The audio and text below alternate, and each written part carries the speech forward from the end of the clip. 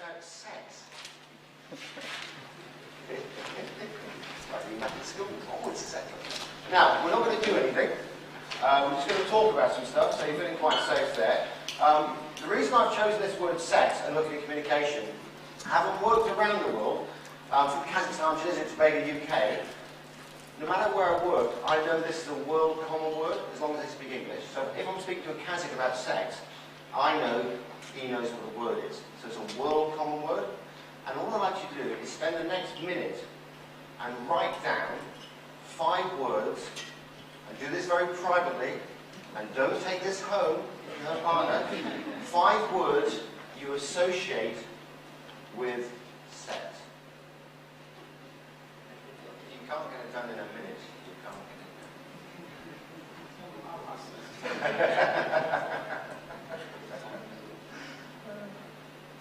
Like a heckler. No, you are.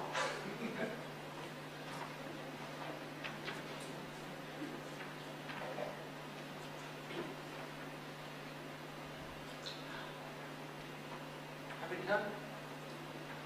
There's about, what, 50, 60, 70 people in this room?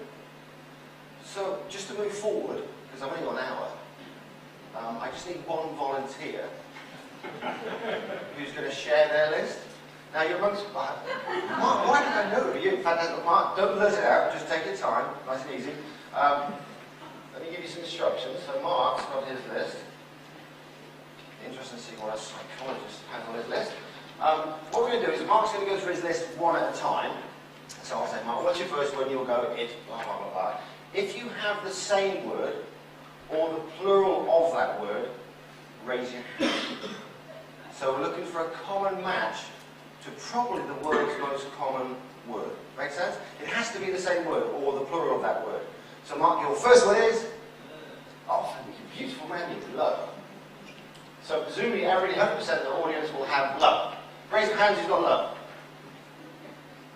50%? Shame on the rest. 50% you've got love. That's why we're in trouble. Okay, word number 2. Fetish. Fetish, okay, now we're interesting. That's the underwear. Fetish, okay. Sure it's there. Show of hands who's got fetish? Okay, cool. Word number 3, Mark, is? Closeness. You've gone beautiful again. Beautiful, lovely. Closeness. Hands who's got closeness? Oh, on the back. That's about 1%. Word number 4. Satisfaction. Satisfaction. Satisfaction. Okay, who's got satisfaction with sex? I've got so many hands on this one.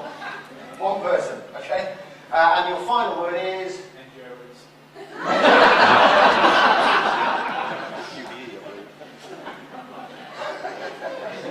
Are you heading back to home tonight? You said okay. Who's got endurance? Who would you say? Has anybody got a word they think most people have? I mean, love's a pretty popular. What about passion? Who's got passion? Woman? Girl? Male? So the best match we've got is 50%? What does that tell you about communication? That's not one of those rhetorical questions. Help me. Let's think of something to speak. What does it tell you about communication? It's tricky. Why is it tricky? Words mean different things? Yeah? Because words don't have any meaning at all except for the perception you have on that word. So if I'm having a chat with Mark about sex, which actually could have been possible because we were chatting last night over a beer, but we didn't talk about sex, he could be thinking of love, and I could be thinking of zygote. Which, whilst we're talking about the same thing, we've got different things going on ahead. So communication is quite tricky. And as a human being, you're taking about 2 million bits of information per second. 2 million bits of information. And you delete, you distort, you make stuff up. And you deal with about 7 things on a conscious level. 7 chunks of information. So when you give out your phone number, do you give out the full thing in one stream? Or do you break it down? 07769 900 831. Because it's more than 7.